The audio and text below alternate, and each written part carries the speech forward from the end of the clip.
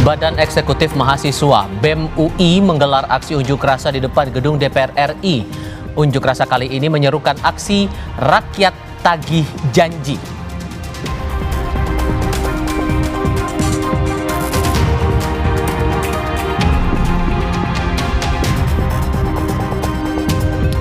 Usai serah terima jabatan setelah di-reshuffle, mantan Menteri Keuangan Sri Mulyani dihantar pegawai Kemenkeu.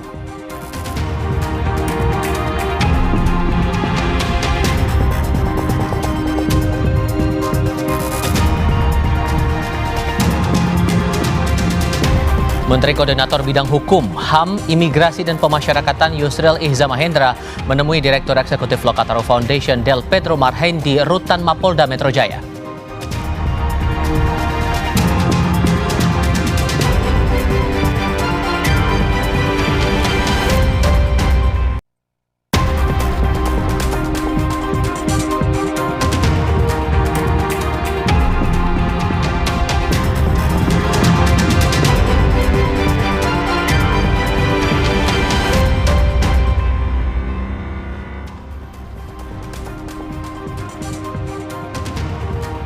Disiarkan langsung dari studio Orange Kompas TV Palmera, Jakarta. Anda menyaksikan program berita Kompas Petang di Kompas TV Independen Terpercaya. Bersama saya Maidop Elfrin. Dan saya Tifal Solesa. Hari ini 9 September 2025, tepat 14 tahun Kompas TV mengudara. Kami mulai jumpa kita dengan informasi dari Bekasi.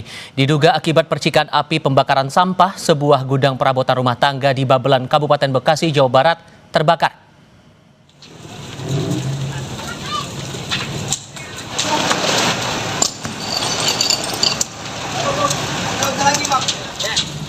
Banyaknya bahan mudah terbakar membuat api dengan cepat menghanguskan seluruh bangunan rumah yang dijadikan gudang.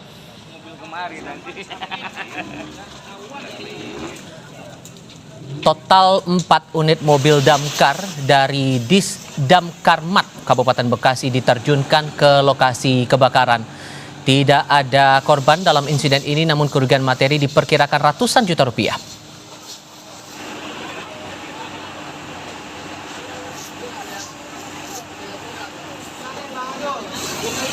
Yang perabotannya kebetulan emang ini kan banyak plastiknya, jadi mungkin perkembangannya cepat banget tapi hampir 80% dia yang terbakar itu udah hampir meluas lebar. Badan Eksekutif Mahasiswa BEM UI menggelar aksi unjuk rasa Rakyat Tagih Janji di depan gedung DPR MPR Senayan, Jakarta.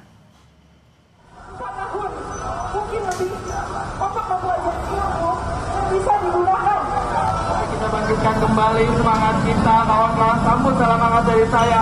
Hidup mahasiswa! Mahasiswa yang tergabung dalam aliansi BEM Universitas Indonesia melakukan aksi long march menuju gedung DPR RI Senayan, Jakarta. Aliansi BEM se-Universitas Indonesia meminta kejelasan terkait penuntasan tuntutan 17+8 yang telah lewat tenggat, yakni pada Jumat 5 September 2025. Unjuk rasa ini merupakan aksi lanjutan dari tuntutan 17+8 yang telah disuarakan berbagai kelompok masyarakat pada pekan lalu.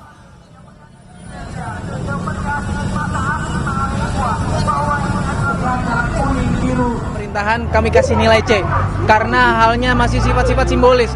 Yang penting ngumpulin aja kalau misalkan kita ngelihat itu formalitas gitu ya. Jadi kita merasa ini masih formalitas, hal-hal simbolis, belum kepada pemenuhan substansi, belum kepada progres, belum kepada sebuah upaya konkret untuk meningkatkan kesejahteraan Indonesia, kesejahteraan masyarakat Indonesia, kesejahteraan buruh, kesejahteraan guru.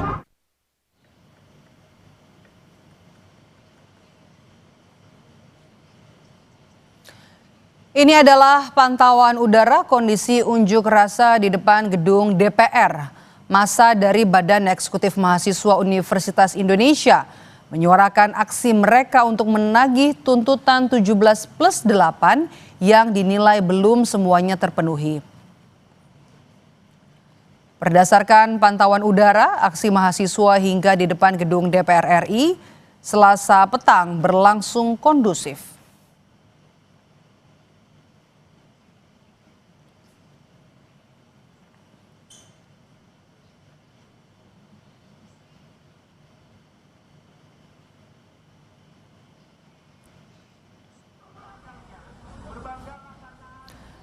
Lalu apa saja yang menjadi tuntutan massa mahasiswa BEM UI yang kini menggelar aksinya di depan gedung DPR RI? Kita tanyakan kepada jurnalis Kompas TV ada Fedriska Ananda dan juga juru kamera di sana. Fedriska, apa yang kemudian jadi tuntutan mahasiswa sore ini dan juga berasal dari mana saja masa aksi selain dari UI mungkin ada?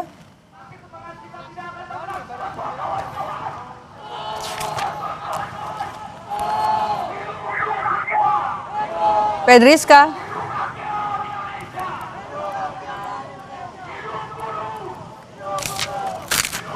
Rizka, Anda bisa mendengar suara saya? Ya, kalau misalkan untuk saat ini di depan gedung DPR sebetulnya yang menjadi tuntutan dari BEM UI dan juga bersama dengan beberapa BEM dari universitas lainnya adalah kemudian mengawal terkait dengan tuntutan rakyat 17+8 di mana mereka menilai ada poin-poin sebetulnya yang belum diakomodir oleh pemerintah ataupun oleh DPR. Oleh karena itu saat ini saya sudah bersama dengan salah seorang mahasiswa UI dari Fakultas FIB. Boleh kasih tahu dulu namanya siapa? Perkenalkan saya Andika. Andika, ini kan sebetulnya dari kemarin teman-teman BEM Kema Unpad sudah datang, kemudian kalian juga pernah datang gitu. Nah, terkait dengan tuntutan yang sudah juga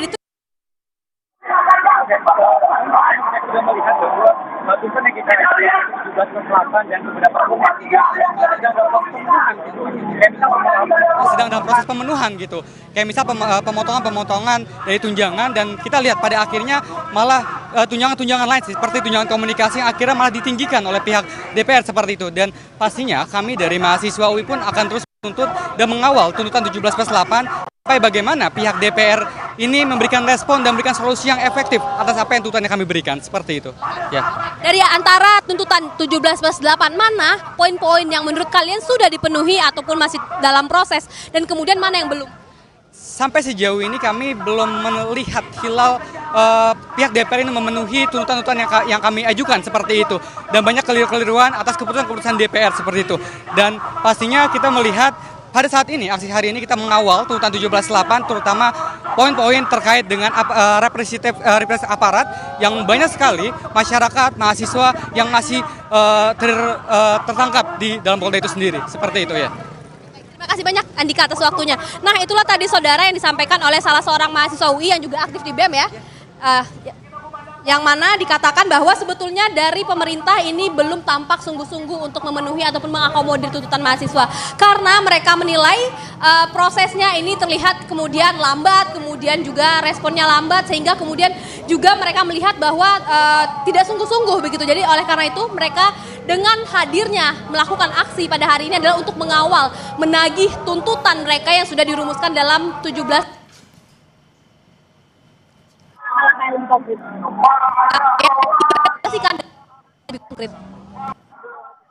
Baik, terima kasih jurnalis Kompas TV Fedriska Ananda dan juga juru kamera Septa Yoga Janaloka melaporkan langsung dari depan gedung MPR DPR Senayan, Jakarta. Saudara, ini adalah gambar terbaru dari aksi BEM Universitas Indonesia yang mendatangi gedung DPR RI membawa seruan aksi tagar rakyat tagih janji.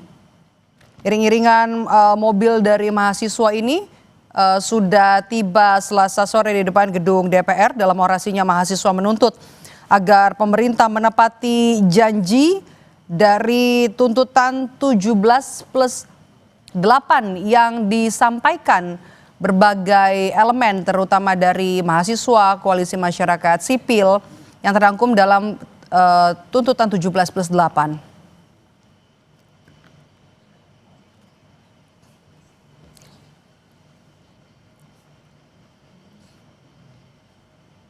Kita beranjak ke topik lainnya. Menteri Koordinator Bidang Hukum, HAM, Imigrasi dan Pemasyarakatan Yusril Ihza Mahendra menemui puluhan tahanan tersangkut demo ricuh.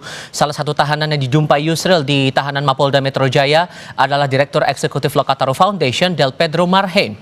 Yusril mengatakan dalam pertemuan itu Del Pedro tetap bersikeras menyatakan tak bersalah. Soal ini, Yusril mengatakan pemerintah menghormati penjelasan Del Pedro. Sebelumnya polisi mengatakan Del Pedro ditahan sebagai tersangka karena diduga menyebarkan hasutan untuk bertindak anarkis saat demo. Saat ini masih ditahan sekitar 68 orang usai demonstrasi, termasuk Del Pedro.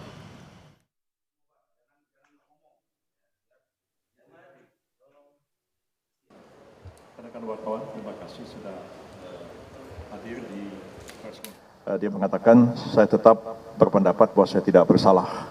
Ya, saya katakan kami menghormati itu. Walaupun polisi mengatakan cukup bukti, Anda mengatakan tidak cukup bukti, kita tunggu sampai pemeriksaan ini selesai dan kami harus memastikan bahwa Anda diperiksa sesuai ketentuan-ketentuan hukum acara pidana. Tidak ada pemaksaan, tidak ada kekerasan, dan pemeriksaan itu dilakukan secara fair, jujur, dan adil, dan didampingi oleh penasihat hukum. Dan kemudian Del Pedro mengatakan bahwa dia bertahan, bahwa dia tidak bersalah, dan saya mengatakan kami menghormati pendirian Anda itu. Kalau polisi mengatakan cukup bukti, Anda mengatakan tidak cukup bukti, nanti silakan ada gelar perkara untuk memastikan hal itu. Nah, apakah akan diteruskan ke pengadilan atau tidak, ataukah ada restoratif justice antara penyidik dengan tersangka Del Pedro. Kalaupun tidak, saya katakan ya, Anda harus hadapi di pengadilan, ikuti proses hukum itu. Sesaat lagi di Kompas Petang, Saudara Menteri Keuangan Purbaya Yudi Sadewa meminta maaf jika ada salah ucap karena masih menyesuaikan diri. Ia menyebut dirinya sebagai pejabat baru dan menteri kagetan.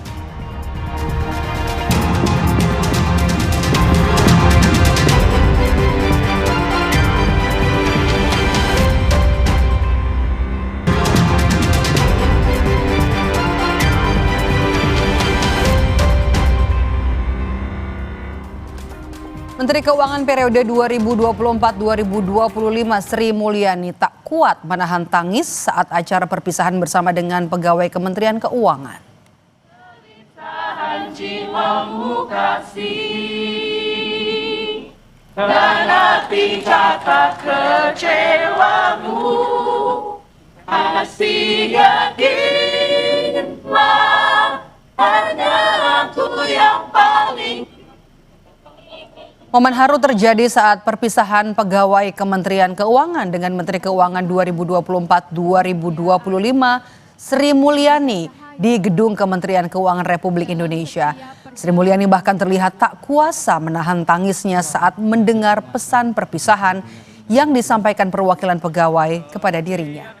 Banyak dari pegawai Kementerian Keuangan yang juga memberikan mawar putih kepada Sri Mulyani sebagai tanda terima kasih dan salam perpisahan. Sampai hari ini.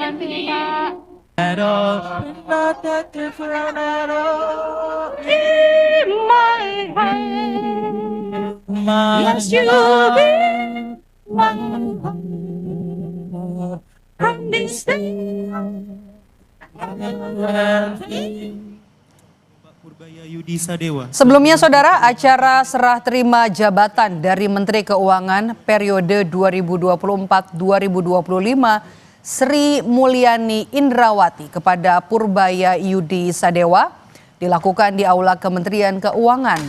Dalam kesempatan ini, Sri Mulyani memohon maaf kepada semua pihak. Tak hanya itu, Sri Mulyani juga mendoakan agar Purbaya dapat menjalankan tugas sebagai Menteri Keuangan bersama dengan jajaran kabinet. Menteri Keuangan Kabinet Merah Putih periode 2025-2029. Pasti dalam menjalankan amanah ada kekurangan, ada kekhilafan, dan untuk itu saya dengan rendah hati memohon maaf. Saya ingin mengucapkan selamat kepada pejabat baru Pak Yudi Purbaya Yudi. Selamat mengemban amanat dan tanggung jawab yang sangat penting, yaitu mengelola dan menjaga keuangan negara. Menteri Keuangan Purbaya Yudi Sadewa menyampaikan pernyataan jujur mengenai jabatan baru yang kini ia emban. Ia menyebut dirinya sebagai pejabat baru dan menteri kagetan. Purbaya juga meminta maaf jika ada salah ucap karena masih menyesuaikan diri dengan peran barunya. Ini kan saya masih pejabat baru di sini, menterinya juga menteri kagetan. Jadi kalau ngomong katanya Kalau kata Bu Sri Mulyani, gayanya koboi. Waktu di LPS sih nggak ada yang monitor, jadi saya tenang. Ternyata di keuangan beda, Bu. Salah ngomong, sudah pelintir sana-sini. Jadi saya kemarin kalau ada kesalahan, saya mohon maaf, ke depan akan lebih baik lagi. Sebelumnya, Menteri Keuangan Purbaya Yudisadewa usai dilantik sempat ditanya wartawan perihal tuntutan rakyat 17+8. Purbaya mengatakan belum mempelajari secara keseluruhan tuntutan itu. Ia menilai tuntutan itu datang dari sebagian kecil rakyat yang hidupnya terganggu dan masih kurang. Menurutnya, saat itu tuntutan itu akan hilang jika ia berhasil menciptakan pertumbuhan ekonomi yang lebih tinggi. Tuntutan apa? Saya belum pelajari itu, tapi basically begitu. Itu kan suara sebagian kecil rakyat kita. Kenapa? Mungkin sebagian ngerasa keganggu hidupnya masih kurang ya. Once saya ciptakan pertumbuhan ekonomi 6%, 7%, itu akan hilang dengan otomatis. Mereka akan sibuk cari kerja dan makan enak dibandingkan mendemo.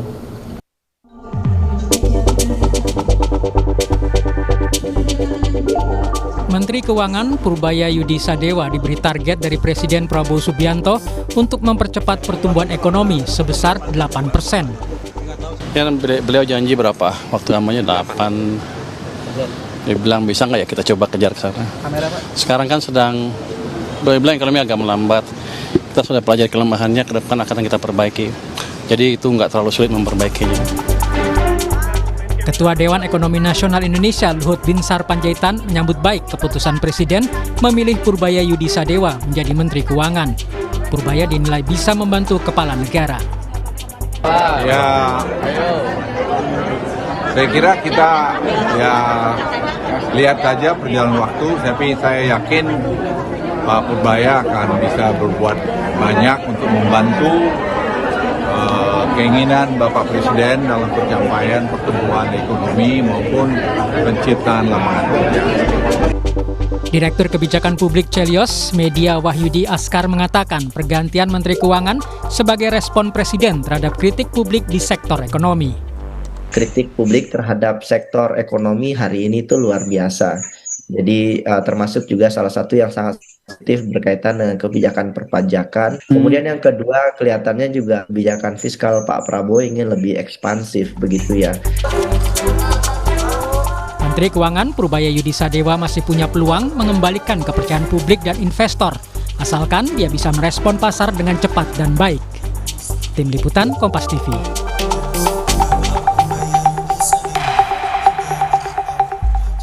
Informasi lainnya, saudara, inisiator demo Hussein Hafid yang pernah dituding berbalik mendukung Bupati Pati Sudewo dihadang masyarakat saat mendatangi posko pengawalan Pansus Hak Angket Pemakzulan Bupati Pati. Terpantau gitu, breaking news tuh. Mas Hussein ya. Geger gitu, urut geger Hussein. Bupati Sudewo. Hussein penjilat. Penjakong. Iki pengkhianat. Inisiator demo Hussein Hafid mendatangi posko pengawalan Pansus Angket Pemakzulan Bupati Pati pada Senin malam. Namun masyarakat yang sedang berada di lokasi tidak terima dengan kedatangan Hussein. Massa pun langsung menghadang Hussein dan tidak membiarkannya masuk ke dalam posko pengawalan Pansus Hak Angket Pemakzulan Bupati Sudewo. Menurut Supriyono, Koordinator Aliansi Masyarakat Pati Bersatu, Hussein datang ke posko pengawalan dalam kondisi mabuk, sehingga masyarakat tidak mengizinkannya masuk. Datang ke posko ya, dalam posisi mabuk, karena ada bau miras di mulutnya, terus nggak tahu tadi terus ada warga dari alun-alun terus langsung mendatangi Mas Hussein. Warga yang mengaku kecewa dengan sikap Hussein terhadap keberlangsungan Pati mengadang mobil Hussein saat akan meninggalkan posko.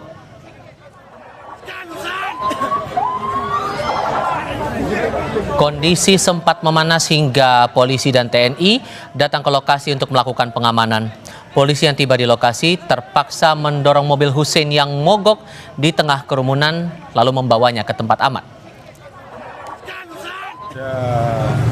Kerumunan warga, kemudian ada suara-suara yang membuat gaduh, dan kita datangi. Setelah itu terjadi ramai, kemudian kita amankan salah satu orang dan beserta mobilnya kita evakuasi. Itu mobilnya mati dan ya? Mobilnya mati, kemudian kita dorong, kemudian kita amankan. 17+8 tuntutan rakyat sebagian telah direspons, namun masih banyak tuntutan yang perlu dikawal agar segera direspons pemangku kebijakan. Pembahasannya akan hadir usai jeda di Kompas Petang.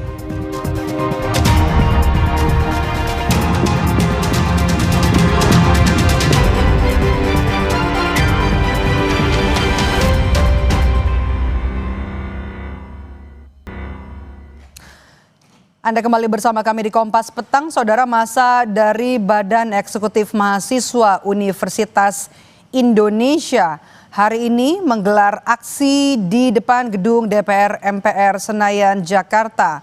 Aksi unjuk rasa ini diberi tagar "Rakyat Tagih Janji" di depan gerbang DPR.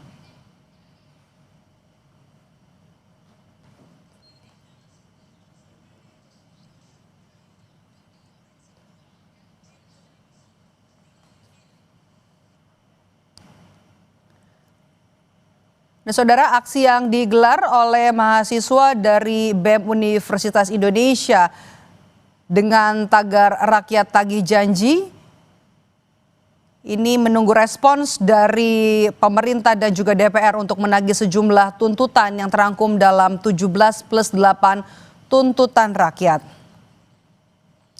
Tidak hanya BEM UI, kalau kita lihat dari alma mater yang digunakan oleh massa mahasiswa, ada sejumlah kampus yang kemudian juga menggelar aksi di depan gedung DPR pada Selasa petang ini.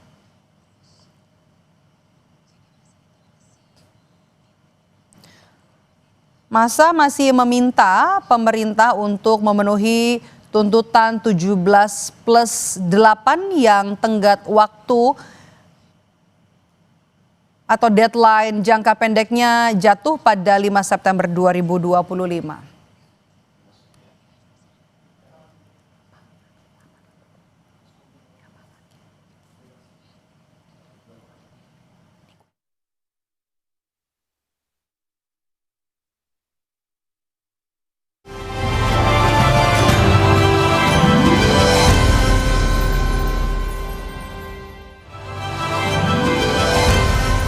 Assalamualaikum warahmatullahi wabarakatuh. Saya Pramono Anung, Gubernur Jakarta, mengucapkan selamat ulang tahun yang ke-14 untuk Kompas TV. Semoga di usia ke-14 ini, Kompas TV terus konsisten menjaga integritas, berinovasi, serta memberikan tayangan yang inspiratif bagi seluruh pemirsa di Indonesia. Selamat ulang tahun dan sukses selalu untuk Kompas TV. Wassalamualaikum warahmatullahi wabarakatuh. 14 tahun sudah Kompas TV hadir menemani pemirsa sebagai salah satu pilar demokrasi. Beragam peristiwa selalu kami beritakan ke publik, termasuk sejumlah peristiwa penting yang terjadi beberapa waktu ini.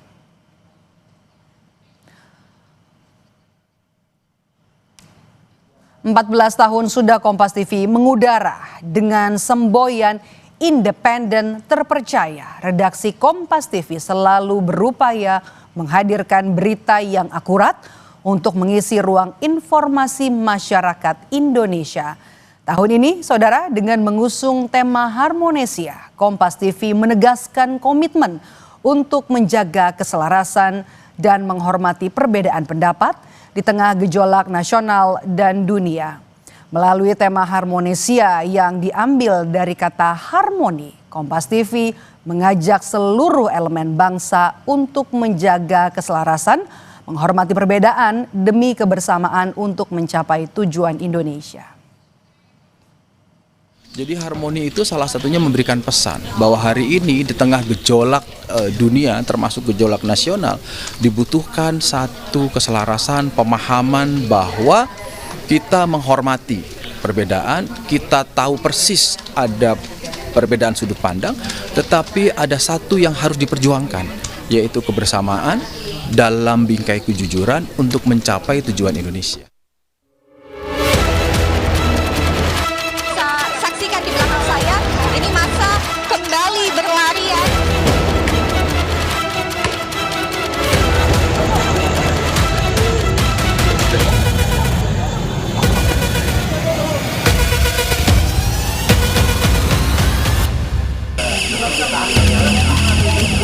Sirene ini sebagai tanda di ruang redaksi bahwa ada peristiwa penting yang terjadi. Tanda breaking news Kompas TV. Salah satu peristiwa penting yang menjadi perhatian publik adalah gelombang unjuk rasa mahasiswa dan masyarakat sipil dengan membawa 17+8 tuntutan rakyat yang menjadi rangkuman aspirasi dan desakan masyarakat atas berbagai permasalahan bangsa. Tuntutan ini pun akhirnya dijawab DPR. Selain sepakat menghentikan tunjangan rumah, DPR juga akan memangkas tunjangan lain dan menetapkan moratorium kunjungan luar negeri. DPR RI akan memangkas tunjangan dan fasilitas anggota DPR setelah evaluasi meliputi biaya langganan, A. daya listrik, dan B. jasa telepon, kemudian biaya komunikasi intensif dan biaya tunjangan transportasi. Ketua BEM Kema Unpad 2025, Vincent Thomas mengaku belum puas dengan respons DPR tersebut. Menurutnya, jawaban dari Wakil Ketua DPR itu tidak sepenuhnya mencabut akar masalah, yaitu tidak adanya transparansi dan pelibatan publik dalam setiap pengambilan keputusan. Kalau kami lihat secara menyeluruh, pihak DPR RI di sini sebetulnya tidak betul-betul menyentuh akar dari permasalahan ini. Dimana kalau misalkan kita bicara mengenai bagaimana pemangkasan tunjangan dan juga moratorium kunjungan luar negeri, kami melihat bahwa sebenarnya permasalahannya tuh bukan pemangkasan anggaran tunjangannya atau kemudian pemangkasan dari segala anggaran kebutuhan-kebutuhan lainnya ataupun termasuk kebutuhan tersier, tapi sebenarnya yang jadi poin utama bagaimana hari ini DPR RI itu tidak bisa menunjukkan satu akuntabilitas yang tegas.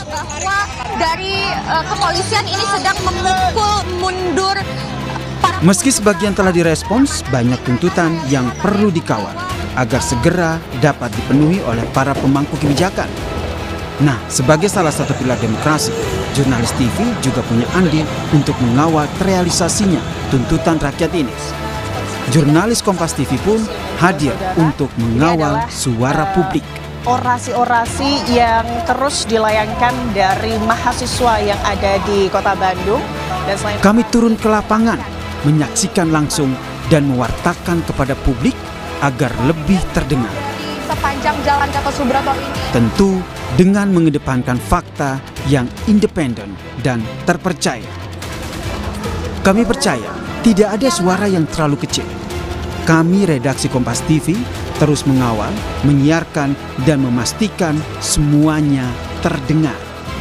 Peristiwa dengan peristiwa yang kami bingkai dalam penyikapan yang tentunya berpihak kepada kepentingan masyarakat demi menjaga demokrasi. Tim Liputan, Kompas TV. 17+8 tuntutan rakyat menjadi rangkuman aspirasi dan juga desakan masyarakat atas berbagai permasalahan bangsa. Meski sebagian telah direspons, masih banyak tuntutan yang perlu dikawal agar segera dipenuhi para pemangku kebijakan termasuk juga DPR. Bagaimana kita sama-sama mengawal bersama tuntutan rakyat? Kita bahas petang ini bersama dengan sejumlah narasumber. Ada anggota DPR fraksi PKB Oleh Soleh yang bergabung bersama kami lewat sambungan Zoom dan juga yang sudah hadir di studio Orange Kompas TV Palmera, Jakarta ada Firdian Aurelio, Ketua BEM Kema Unpad, sekaligus juga kreator lawan politik, dan juga ada jurnalis Kompas TV, ada Jihan Jufri yang selama ini juga meliput langsung ya kegiatan-kegiatan aksi unjuk rasa dan juga respons dari pemerintah dan juga DPR. Saya mau ke Pak Oleh Soleh dulu. Dari DPR, bagaimana kemudian respons jawaban DPR atas tuntutan rakyat yang terangkum dalam 17+8? Pertama saya izinkan menyampaikan selamat ulang tahun yang ke-14 untuk Kompas TV. Semoga Kompas TV terus menjadi garda terdepan sebagai saluran informasi yang transparan, akuntabel, Amin, terima dan kasih. terus mengawal aspirasi masyarakat dalam membangun Indonesia yang lebih baik.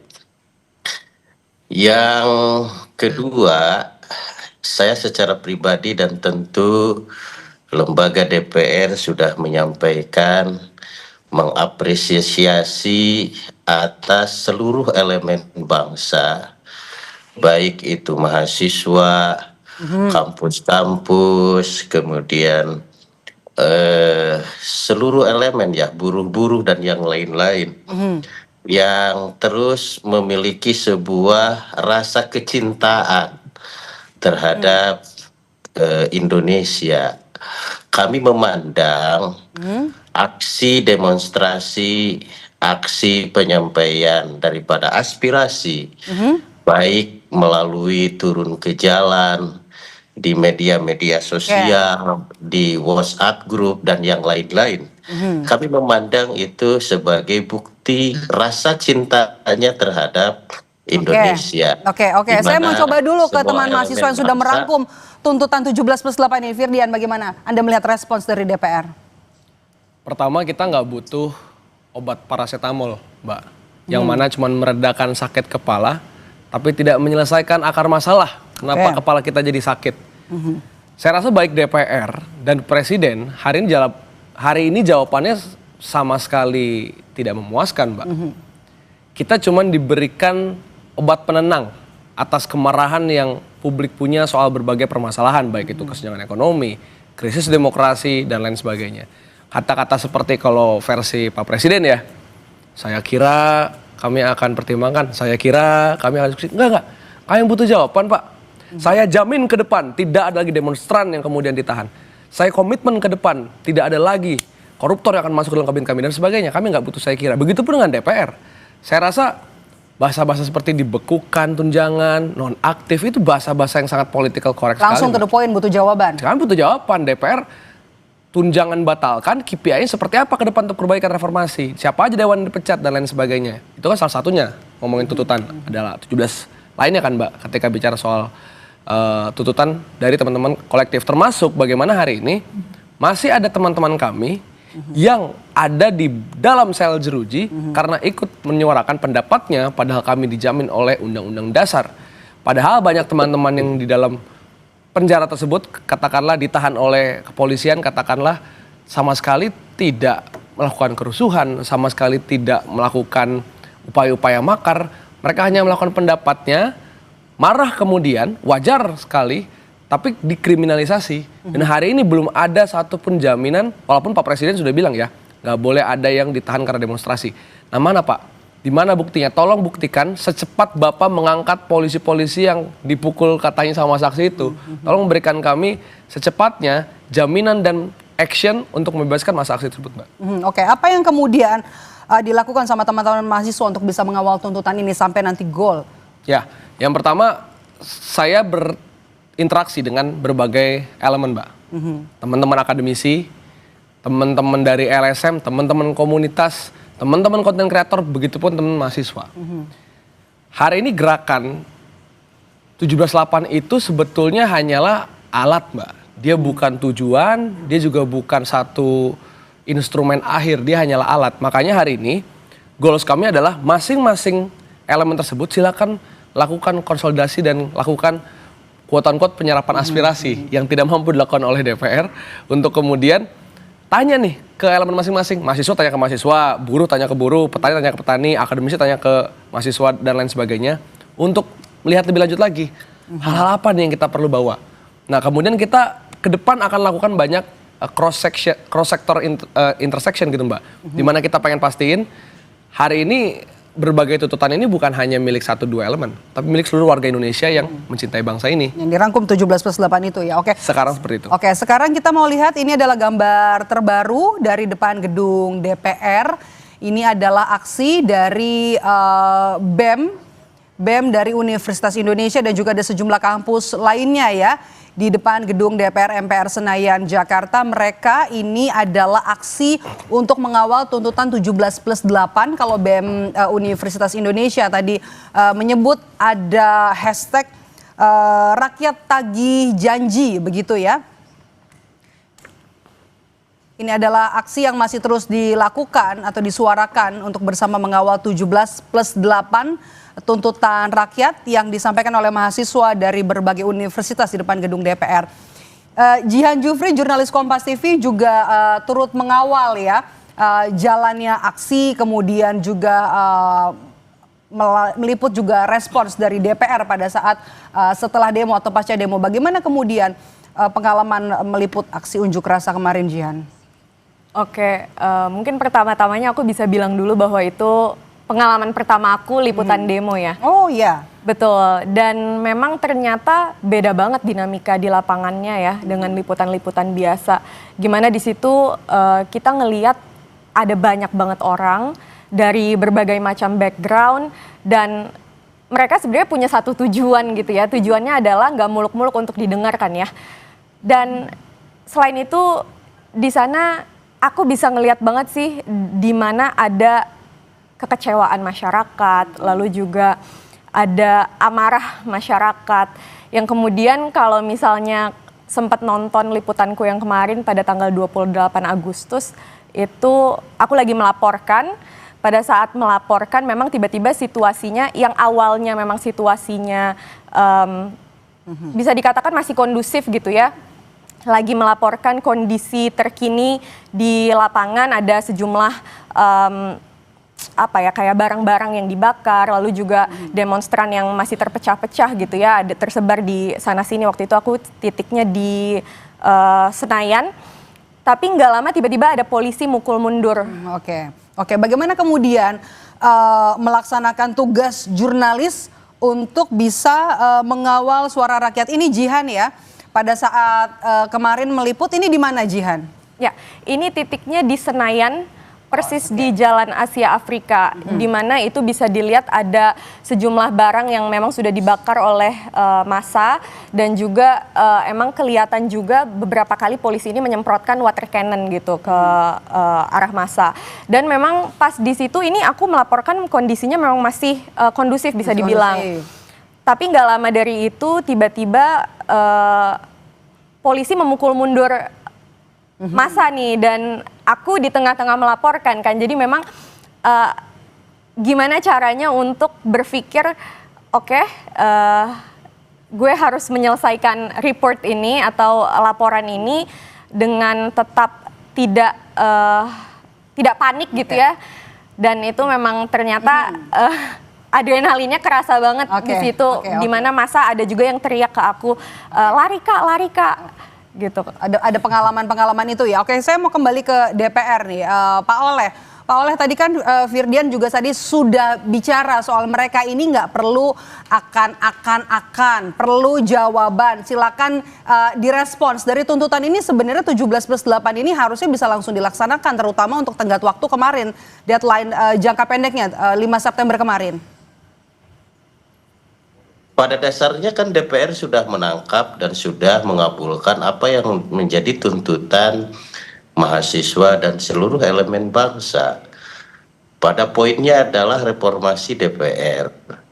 Reformasi DPR seperti apa yang disampaikan oleh tadi dari Unpad, perlu transparansi. Bisa dilihat di akun DPR. Berapa tunjangan komunikasi, berapa tunjangan yang lain-lain, itu sudah jelas, angkanya sudah jelas. Kalau misalkan mau transparansi yang seperti apa lagi, sudah terpublikasi itu. Kemudian soal tuntutan bagaimana pelibatan publik dalam pembuatan undang-undang. Selama ini kami melakukan hearing dengan berbagai elemen bangsa. Pak Oleh, ini yang sedang tayang ini adalah gambar terbaru ya di depan gedung DPR. Gambar terkini yang saat ini sedang terjadi di depan gedung parlemen, di depan gedung wakil rakyat begitu ya. Anda tadi kan bilang ada public hearing begitu ya.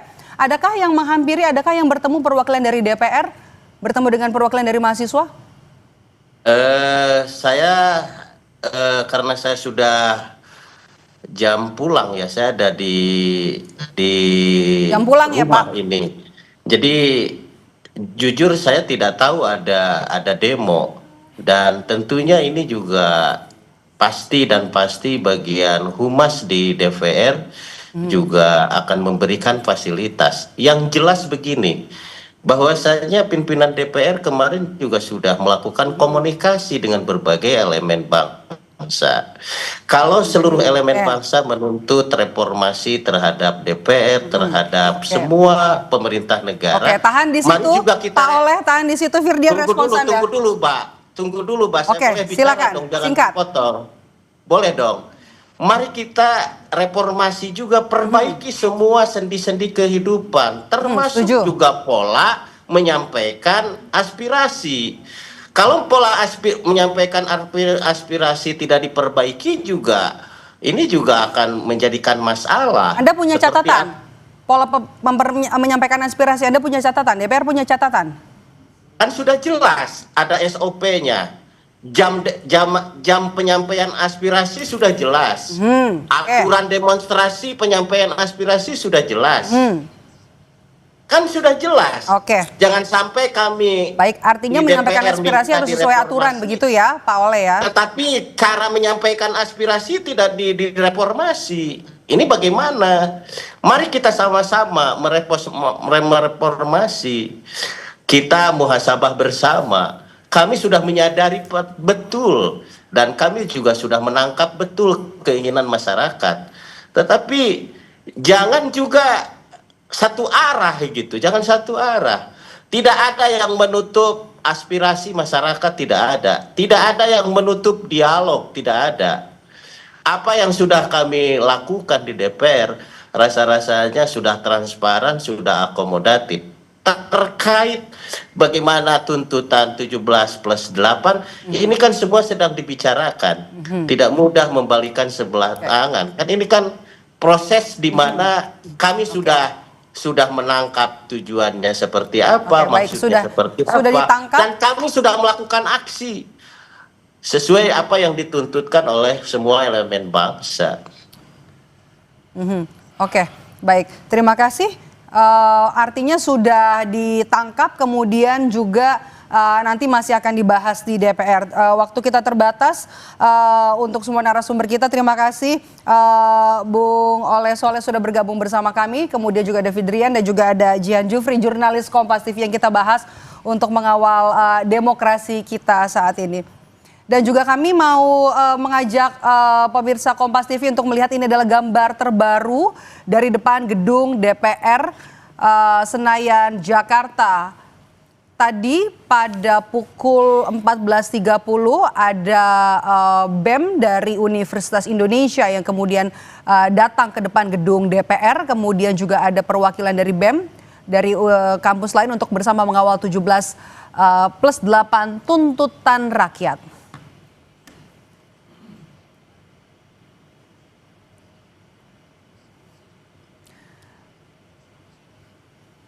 Kami jeda sejenak, Saudara. Kompas Petang kembali dengan informasi. Polda Metro Jaya mengungkap TNI menemukan dugaan pencemaran nama baik terhadap institusi yang dilakukan influencer. Ferry Irwandi informasinya akan hadir usai jeda di Kompas Petang.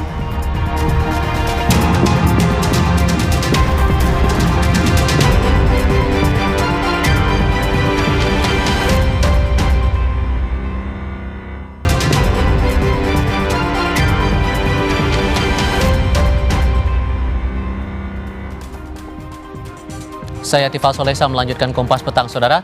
Polda Metro Jaya mengungkap materi konsultasi yang dilakukan Komandan Satuan Siber TNI pada Senin kemarin atas dugaan tindak pidana yang dilakukan founder Malaka Project Ferry Irwandi. Wakil Direktur Siber Polda Metro Jaya AKBP Fian Yunus menjelaskan dugaan tindak pidana yang dikonsultasikan pihak TNI adalah dugaan pencemaran nama baik terhadap institusi yang dilakukan Ferry Irwandi. Lebih lanjut, Fian menjelaskan pihaknya telah menyampaikan kepada otoritas TNI soal putusan Mahkamah Konstitusi yang melarang institusi untuk melaporkan dugaan pencemaran nama baik. Sehingga mengutip putusan MK itu, maka laporan harus dibuat atas nama pribadi. Mungkin ada hal-hal lain? Dari sisi, kan menurut putusan MK kan, institusi kan nggak bisa melaporkan, harus pribadi kalau pencemaran nama baik.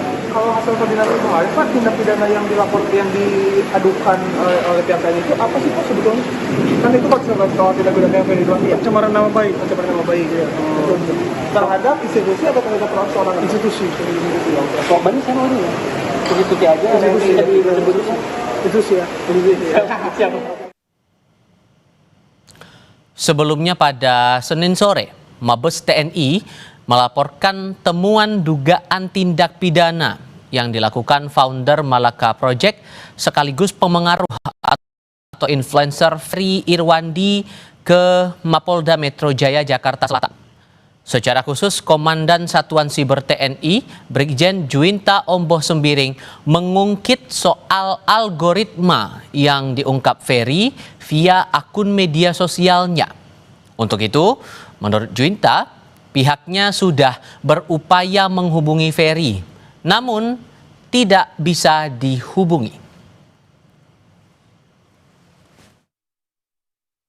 Hasil dari patroli cyber terdapat kami temukan beberapa fakta dugaan tindak pidana yang dilakukan oleh Saudara Ferry Irwandi, sehingga atas dugaan tindak pidana tersebut kami akan melakukan langkah-langkah hukum. Oh, nanti dong, itu kan nanti kan ada penyidikan, nanti biar kita lanjutkan. Saya pikir itu dulu saja. Nanti saja, kita nggak bisa. Kami coba handphonenya mati nggak bisa, staf saya hubungi, saya coba konsultasi karena dia berbicara masalah algoritma dan lain-lain. Saya sebagai Dandat Cyber juga memiliki hal seperti itu. Saya coba kontak, staf saya suruh tidak bisa, itu aja. Terima kasih. Menanggapi ancaman pidana yang akan dilaporkan TNI ke polisi, founder Malaka Project Ferry Irwandi menyatakan kesiapannya menghadapi segala proses hukum yang ada. Perihal dirinya yang tidak bisa dihubungi pihak TNI, Ferry mengaku aneh karena nomornya masih bisa diakses pihak wartawan. Dalam pernyataannya, Ferry juga menegaskan dirinya tidak akan terintimidasi oleh laporan itu. Dan soal tidak bisa dihubungi, saya juga tidak mengerti. Semua wartawan bisa sangat mudah menghubungi saya walaupun nggak pernah minta nomor saya. Dan nomor saya juga udah tersebar di mana-mana. Dan saya harus konfirmasi pesan atau apapun nggak pernah sampai ke saya. Jadi itu aja sih. Dan kalau misalnya tindakan ini dianggap bikin saya takut, khawatir, cemas, tidak Pak. Saya akan jalani, saya nggak akan play victim, rengek-rengek, tidak. Gitu. Kalau memang mau diproses hukum, ya ini kan negara hukum, kita jalani bersama gitu. Menanggapi temuan dugaan tindak pidana terhadap Ferry Irwandi, aktivis HAM Usman Hamid menyebut tindakan TNI sudah di luar tugas pokoknya sebagai penjaga keamanan negara. Mengenai ancaman siber yang diselidiki TNI, seharusnya menurut Usman adalah ancaman terhadap pertahanan, sehingga ia menilai tindakan TNI yang melaporkan Ferry adalah bentuk ancaman kebebasan berekspresi. Saya kira tindakan itu adalah tindakan yang tidak sepatutnya dilakukan karena berada di luar tugas pokok dan fungsi dari TNI. TNI itu adalah alat negara untuk melaksanakan kebijakan di bidang pertahanan, bukan urusan keamanan dalam negeri, bukan urusan tindak pidana seperti yang mau diarahkan pada Ferry Irwandi. Kalaupun kita mau berbicara tentang ancaman cyber, seperti yang dimaksud oleh Komandan Satgas Cyber Mabes TNI, maka ancaman cyber yang dimaksud adalah ancaman cyber pertahanan atau cyber defense, bukan ancaman cyber segala ancaman. Kalau begini caranya, ini namanya ancaman terhadap kebebasan berekspresi. Meski baru bersifat konsultasi, Mabes TNI menegaskan tetap akan melakukan upaya hukum terhadap Ferry Irwandi berdasarkan temuan sejumlah fakta atas dugaan tindak pidana. Lalu tepatkah langkah TNI ini dan apa dampaknya terhadap kebebasan berekspresi bagi masyarakat sipil? Kami diskusikan ini bersama mantan Kepala Badan Intelijen Strategis Soleman Ponto dan bergabung pula bersama kami peneliti senior Posdem Ferry Amsari. Selamat sore dengan Tifal semuanya, apa kabar? Selamat sore. Terima kasih semua sudah bergabung bersama kami. Bung Ferry, begini, walaupun kemudian konsultasi dari pihak TNI merasa ada dugaan tindak pidana di situ, kalaupun kemudian dari institusi akan melaporkan secara hukum, prosedurnya harus gimana? Ya, pertama aneh juga ya, kepolisian merasa terancam dengan apa yang disampaikan oleh Ferry Irwandi. Sepertinya militer kita ya terancam dan melaporkan melalui pihak kepolisian. Menurut saya memang TNI juga perlu membaca Undang-Undang Dasar ya, bahwa warga negara Indonesia itu dijamin haknya untuk berpendapat. Nah, kalau pendapat saja kemudian dianggap sebagai kriminal, itu kan juga aneh. Apalagi perlu dipahami bahwa Ferry Irwandi itu kan menyebarkan informasi.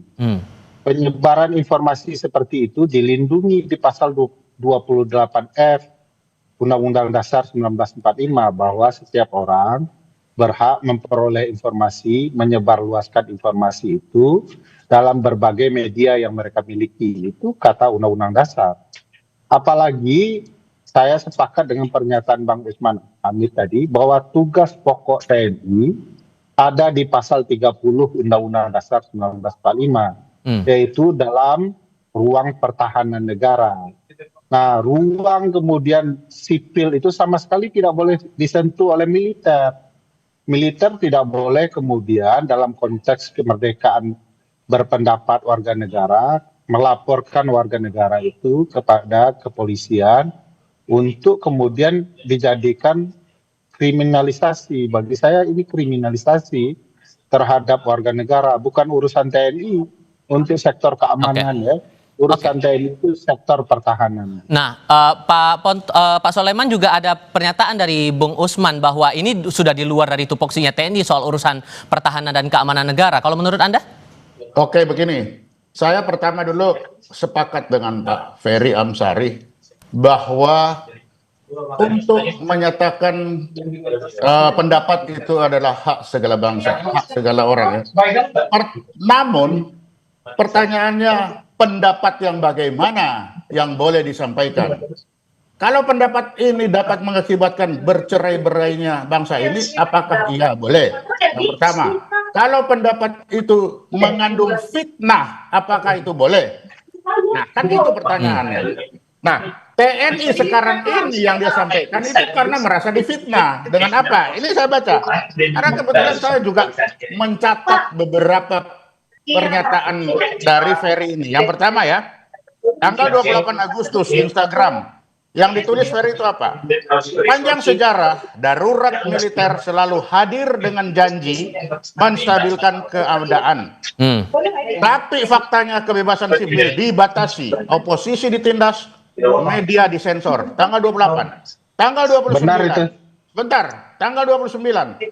2005 ditulis lagi. Jangan sampai negara ini jatuh pada darurat militer. Kalau sampai terjadi, kebebasan sipil akan hilang dan kekuasaan penuh ada di tangan mereka yang memegang senjata. Tanggal 31, update terkini. Darurat militer hari ini bisa kita cegah. Terima kasih kerja keras dan kerjasama. Baik. Tanggal satu lagi. Tanggal 5 September, Instagram, darurat militer hari ini bisa kita cegah. Terima kasih atas kerjasama. Baik. Pertanyaan saya, apakah ada kerja darurat militer? Oke. Nah, itu masalahnya. Pertanyaan saya juga yang disampaikan Ferry itu fakta sejarah, kebenaran opini, kebenaran pendapat. Di mananya pernyataan Ferry itu menyebabkan pecah belah negara ini? Nah, darurat mana yang disebut pelanggaran pertahanan itu. Loh, kan tidak ini bisa. kan pernyataan-pernyataan konyol. Misalnya pernyataan Ferry bahwa darurat militer itu akan menyebabkan militer akan lebih dominan dan itu sangat berbahaya. Itu benar. Kajian konstitusi mengatakan itu benar, gitu ya. Militer itu bahkan tidak boleh bersentuhan dengan ruang sipil. Urus kalau ada serangan dari luar ke dalam. Kalau kemudian soal kedudukan sipil, kedaulatan sipil, nggak boleh militer ikut campur. Kalau nggak kacau negara ini. Jadi pernyataan-pernyataan Ferry itu benar, fakta semua itu. Secara keilmuan maupun secara kesejarahan. Oke. Bentar, Pak. Bukan itu kan pendahuluannya. Yang jadi masalah itu di sini disebut darurat militer hari ini kita bisa cegah. Pertanyaannya di mana darurat militer itu? Ya, kalau tidak ada nggak darurat militer? Ya, kalau tidak terjadi darurat militer, berarti ya tidak ada permasalahan dengan pernyataan Ferry. Apa masalahnya? Nggak, masalahnya dia menuduh bahwa ada darurat militer. Masalahnya militer tersinggung bahwa darurat militer itu adalah urusan militer. Itu yang salah, militernya yang salah. Jadi militer merasa darurat militer itu hanya urusan militer, itu urusan sipil juga. Oke, sorry, saya harus potong di situ karena biar kita harus jelas juga nih mengukur mana yang bagian untuk menjaga pertahanan dan keamanan negara. Kalau menurut Anda, Pak Soleman, bagian mana yang harus dijaga bagian itu? Ya itu tadi pernyataan-pernyataan bahwa darurat militer hari ini sudah kita bisa tiadakan. Pertanyaannya mana darurat militer? Pak Soleman, siapa yang mengadakan darurat militer? Emang militer yang mengadakan darurat militer? Ya pelaksananya kan darurat militer kan tentara. Itu yang Anda salah. Penentu kedaulatan darurat militer itu adalah melalui presiden. Presiden itu presiden sipil. Jadi kalau kemudian yang disalahkan tidak terjadi darurat militer, itu ya presiden. Nah, kenapa militer yang tersinggung? Loh ya jelas Pak, kan ada darurat sipil. Ya memang ada darurat militer, kan itu. Pak Soleman, sejak kapan penentuan darurat militer itu adalah kejahatan? Lah, kan dibilang kejahatan, di situ dibilang. Ya sekarang saya bilang, darurat militer gagal. Emang itu kejahatan? Lah darurat, sekarang dia bilang hari ini kita, pertanyaannya mana ada darurat militer? Kan itu masalahnya. Ya, kalau tidak ada darurat militer, ngapain militer tersinggung? Saya coba tengahin dulu nih. Karena begini. Ya itu kan menuduh militer. Gini, Pak Soleman, karena kan dugaannya kan dugaan pencemaran nama baik, tapi pada akhirnya kan menjaga. Sorry Pak Soleman, begini. Pencemaran nama baik siapa Pak Soleman? Ya tentara Bapak salah tuh. Baik, Pak Soleman, saya mau bertanya nih, karena kan sekarang dugaannya adalah pencemaran nama baik institusi, tapi kemudian ada kaitan dengan masalah pertahanan dan keamanan negara. Jadi yang mana yang benar nih sebetulnya? Bagi saya itu tadi bilang bahwa tentara itu karena disebut bahwa itu seakan-akan ada di situ. Ini negara kita kan hanya melihat kalau ada kudeta militer ya tentara, iya sudah pasti ini ada tentara ya disitulah. Ini salah lagi nih. Nah gimana tuh Bang? Ini salah paham. Jadi darurat militer itu bukan pernyataan kudeta tentara. Jadi salah tuh Pak Soleman. Darurat militer itu memang diatur juga. Kalau kemudian negara memang dalam keadaan tertentu yang perlu diumumkan darurat militer. Ferry benar, dalam fakta sejarah darurat militer itu lebih banyak menghilangkan hak-hak sipil. Pernyataan bahwa sekarang berhasil mencegah darurat militer itu biasa saja. Jadi karena presiden lah yang akan menentukan sebagai penguasa tertinggi mau darurat sipil kah, mau darurat militer kah. Jadi harus dipahami ini baik-baik konteksnya. Tidak ada itu menyinggung militer begitu ya. Terakhir, Pak Soleman, begini, karena kan dari pihak Polda Metro Jaya juga sudah menjelaskan bahwa secara institusi tidak bisa disampaikan laporan ini, harus secara pribadi. Kalau begitu, siapa yang dirasa bisa untuk mengadukan dugaan pencemaran nama baik itu menurut Anda, Pak Soleman? Ya silakan aja tanya, kan Polda lebih tahu masalah hukumnya. Kan di situ. Kan sekarang tentara itu hanya membawa ke Polda ini ada begini. Bagi kami itu adalah pencemaran nama baik. Ya silakan bagi Polda seperti apa urusannya dia. Bung Ferry gimana Bung Ferry? Tapi ini Ya. untuk diketahui, bagi tentara itu adalah pencemaran nama baik. Kalau dianggap tidak, ya terserah. Oke, Bung Ferry. Ya kan kita juga Singkat saja Bung Ferry, terakhir. Kan begitu. Delik pencemaran nama baik itu delik terhadap orang. Nggak mungkin juga nama baik itu nama baik institusi itu nggak ada. Karena institusi merasa terhina, lalu institusi menjelaskan di depan pengadilan kami institusi militer merasa terhina, nggak ada. Institusi itu bukan manusia. Oke. Jadi jangan dibawa ke perasaan, itu salah betul di dalam konsep pemidanaan. Oke, Bung Ferry, Pak Soleman Ponto, terima kasih banyak sudah berbagi pandangan bersama kami. Selamat sore semuanya. Ya, kasih. Diskusi lain akan hadir sebentar lagi. Keputusan Presiden Prabowo merombak Kabinet Merah Putih lahir dari evaluasi kinerja pembantunya. Benarkah begitu? Teka-teki reshuffle dadakan. Ini akan kami bahas sebentar lagi.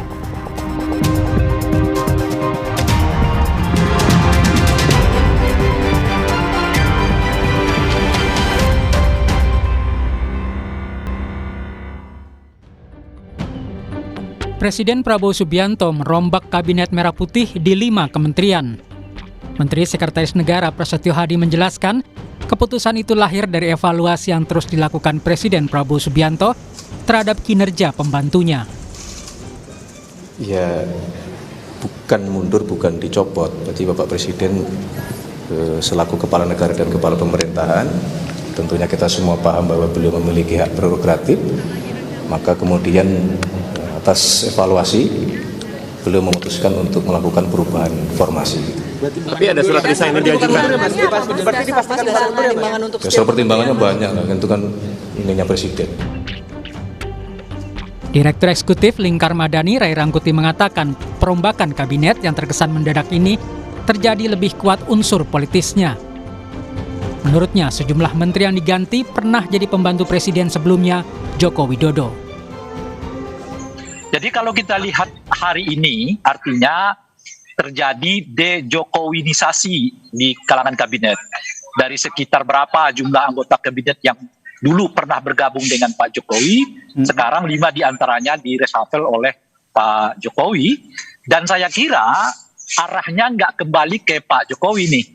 Ya, jadi arahnya kelihatan justru penguatan terhadap Partai Gerindra. Jadi bahasa simpelnya mungkin kita buat de-Jokowinisasi menuju ke gerindranisasi. Reshuffle kabinet ini harus bisa menumbuhkan harapan baru bagi publik bahwa wajah-wajah baru di pemerintahan bisa membawa semangat perubahan dan menjadi momentum untuk menjawab kesenjangan sosial dan ekonomi di masyarakat. Tim Liputan Kompas TV. Presiden Prabowo Subianto melakukan reshuffle atau kocok ulang Kabinet Merah Putih. Apakah reshuffle ini sesuai evaluasi kinerja atau malah lebih untuk mengakomodasi kepentingan politik? Kami diskusikan ini bersama dengan Ketua Great Institute Syahganda Nainggolan dan analis politik sekaligus Direktur Eksekutif Carta Politika Yunarto Wijaya. Selamat sore semuanya dengan Tifal di sini. Apa kabar? Halo, selamat sore. Terima kasih semua sudah bergabung dalam diskusi kami kali ini. Mas Toto, secara sederhana kalau Anda membaca pola reshuffle kemarin, itu betul memang berdasarkan evaluasi kinerja atau malah ada hal yang coba diakomodasi dalam tanda kutip dari segi politik ya? Bobot politiknya lebih terlihat ya, tentu saja kalau kita lihat, saya tidak mau menggunakan bahasa de-Jokowisasi lah, karena menurut saya kita harus melihat dalam konteks yang terpisah-terpisah.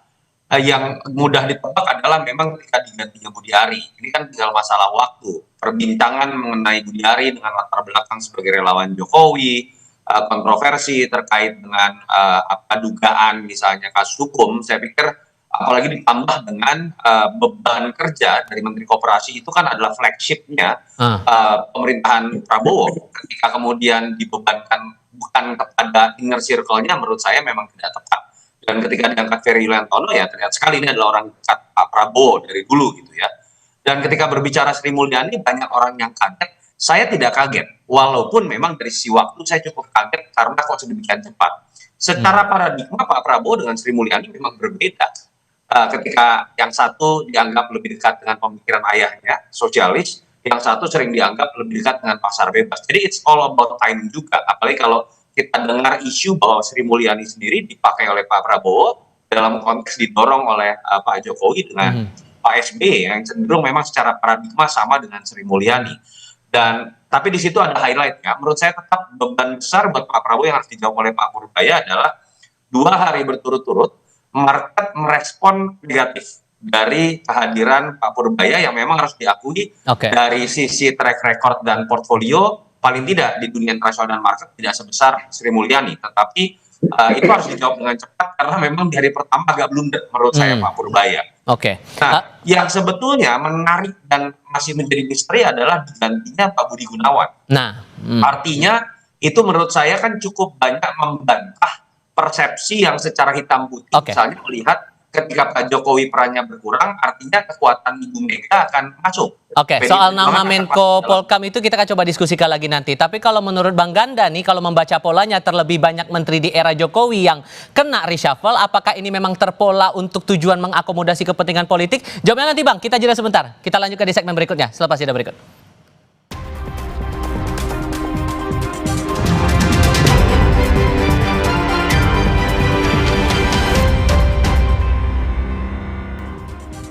Bang Ganda, kalau menurut Anda ini memang polanya sebatas evaluasi kinerja atau ada akomodasi tertentu nih?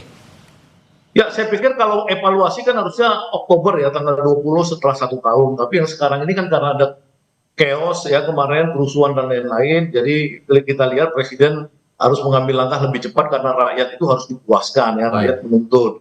Nah, saya pikir kemudian Presiden mengganti menteri-menteri yang memang terkait dengan kemarin membuat ada pergolakan. Satu Menteri Keuangan yang tidak kompatibel dengan Presiden dan membuat marah bupati-bupati, kekacauan di daerah-daerah, rakyatnya marah karena PBB. Yang kedua Koperasi Desa Merah Putih ya, yang selama ini sudah didesain 80.000, itu selama ini susah berjalan karena menterinya itu diperkirakan terlibat atau kejahatan judi online dan lain-lain. Tapi 2 pergantian ini saya apresiasi ya untuk di bidang ekonomi. Ya, Purbaya untuk Menteri Keuangan dan Peri Juliantono untuk Menteri Koperasi Desa Merah Putih. Nah, Purbaya ini kenapa saya apresiasi? Karena dia muridnya Paul Romer.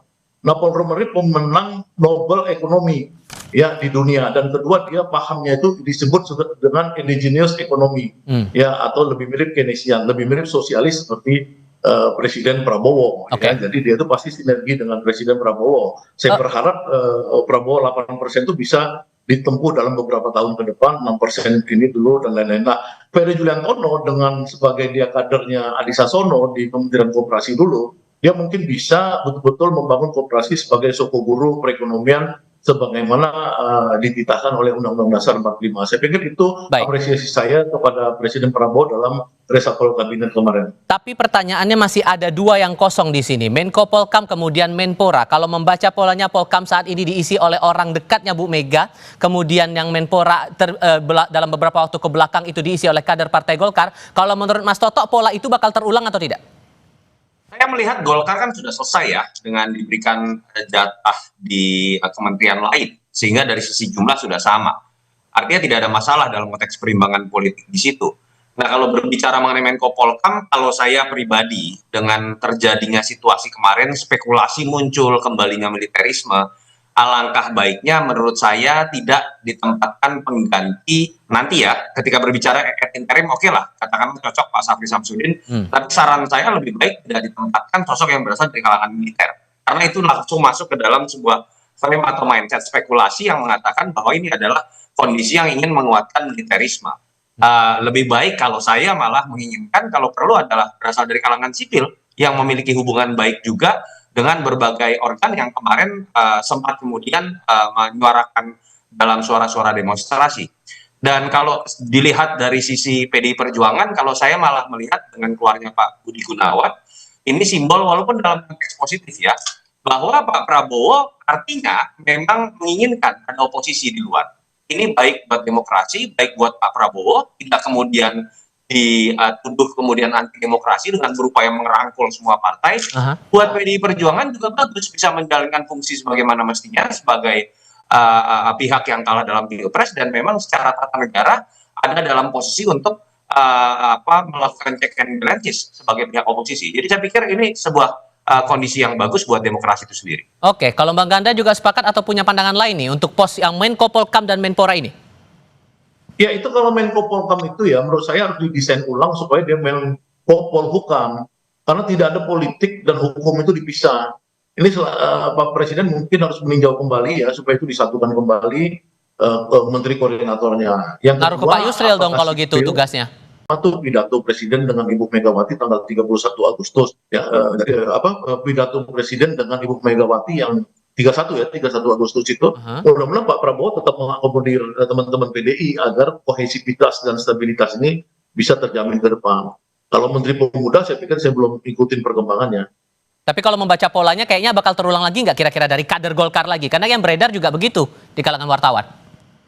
Kalau Golkar itu kan maksudnya dia kan udah dapat kemarin ya, yang Menteri Tenaga Kerja Luar Negeri ya. P2MI. Saya pikir kan udah. Oke. Saya pikir harus ada keadilan. Kita partai-partai ini kalau tidak bisa memberikan yang terbaik, ya misalkan ada kasus korupsi atau CSR Bank BI apa sekalian diributkan sekarang untuk posisi Menpora, nah, itu mudah-mudahan ada yang lebih baik lah. Kalau nggak itu cari dari luar dong. Ya zakon kabinet lah, kembali pada zakon kabinet. Bang Ganda, Mas Toto, terima kasih banyak sudah berbagi pandangan bersama kami kali ini. Sehat selalu semuanya. Selamat sore. Terima kasih. Selamat sore. Kami akan segera kembali. Tetap di Kompas TV.